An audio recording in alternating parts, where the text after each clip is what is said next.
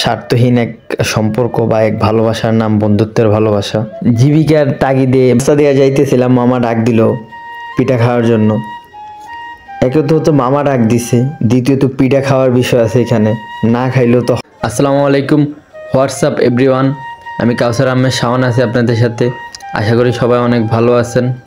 আজ 8 ফেব্রুয়ারি 2024 রোজ বৃহস্পতিবার। শাহরাস্তি বোগদাদিয়া রাদিয়াল্লাহু তাআলার ৬৮তম উরুস মোবারক। আমাদের শাহরাস্তি হুজুরের জন্ম ইরাকের বাগদাদ শহরে। তিনি ধর্ম প্রচারের জন্য আমাদের এই অঞ্চলে আসেন। হুজুরের স্মরণে প্রতি বছর এখানে মাহফিলের আয়োজন করা হয়। পুরো মাহফিলটা আপনাদের ঘুরে দেখানোর চেষ্টা করতেছি, সাথেই থাকেন। আমি এখন দাঁড়িয়ে আছি শাহরাস্তি মাজারের কুয়ার ঠিক সামনেই। আমার পিছনেই শাহরাস্তি মাজারের কুয়া, আর পুরো কুয়াটা লাইট দ্বারা সাজাইছে, খুব সুন্দর লাগতেছে বিষয়টা।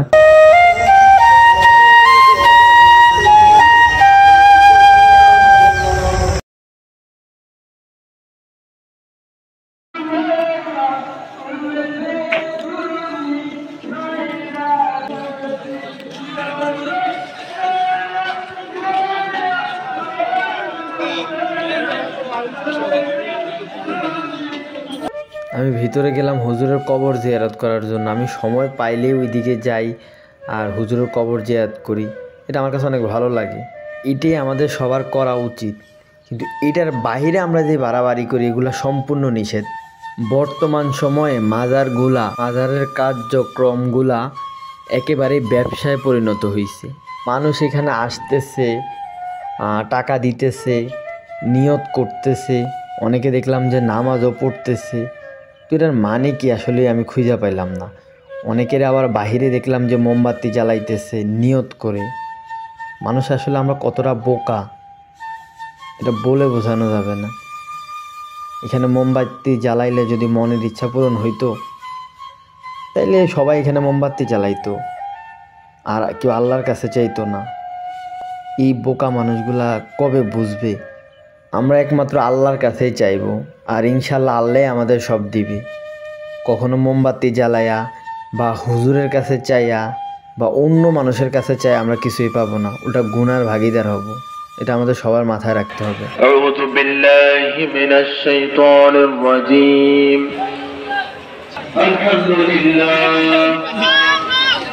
আলহামদুলিল্লাহি রাব্বিল আলামিন লিল মুত্তাকিন ওয়াসসালামু আলা সাইয়্যিদিনা ওয়া সানাদিনা وحبيبنا وطبيب قلوبنا ومولانا محمد صلى الله عليه وسلم أرسله بالحق بشيرا ونذيرا وداعيا إلى الله بإذنه وسراجا وقمرا منيرا সবাই মুহাম্মাদের মনোনা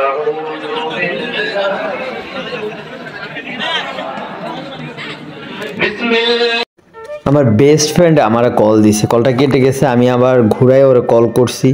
এখানে খুব আশ্চর্যজনক একটা ঘটনা ঘটছে। এই ঘটনাটা শুনলে আপনাদেরও মনে হবে যে বন্ধুত্বের ভালোবাসাটা আসলে কি। ওর সাথে লাস্ট আমার 7-8 মাসের মতো বিভিন্ন কাজের ব্যস্ততার জন্য কথা হয় না।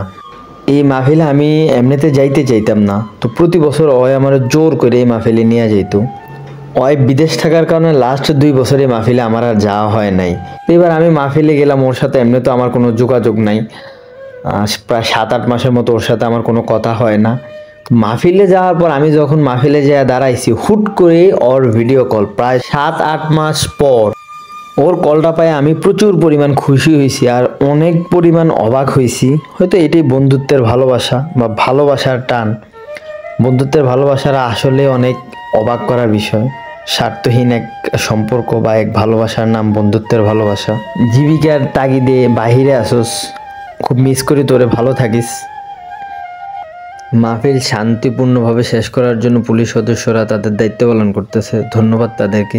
মাহফিলের মেলার দোকানপাট সামনে, ওইখান থেকে একটু ঘুরে আসি।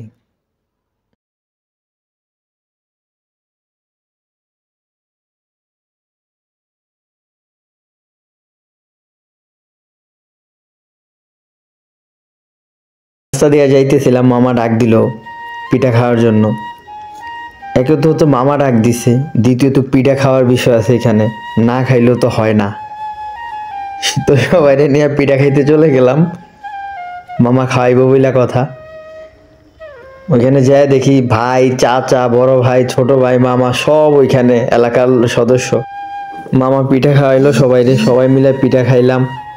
খারাপ লাগে না, ওনাদের পায়া মাহফিলের ঘোরাফেরাটা আরো বেশি মজা হয়ে গেছে। সবাই মিলে এখানে সবার সাথে মজা করলাম, আরো একসাথে হইলাম অনেক দিন পর। এখানে আমার সবাই বড়, দু একজন ছাড়া। বড় ছোট এই মিলামেশা, এটা আসলে একটা ভালোবাসার সম্পর্ক। বড় বড় মাহফিল বা উরুসের মধ্যে যে দোকানপাট হয় মেলার মতো, এটা হচ্ছে ওই জায়গায়। আগের বছরগুলোর তুলনায় শাহরাস্তি মাজারে অর্ধেকের অর্ধেক কম মানুষ আসছে এবার।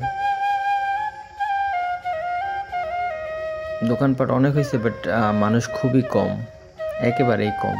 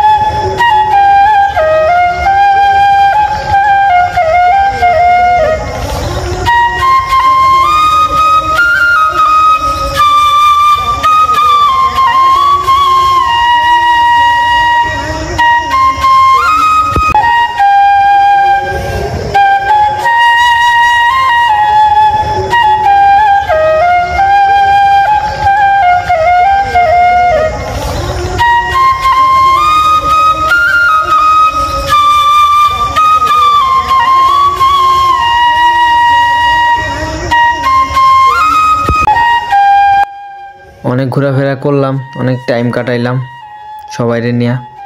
তো সবাই ভালো থাকবেন, আল্লাহ হাফেজ, আসসালামু আলাইকুম।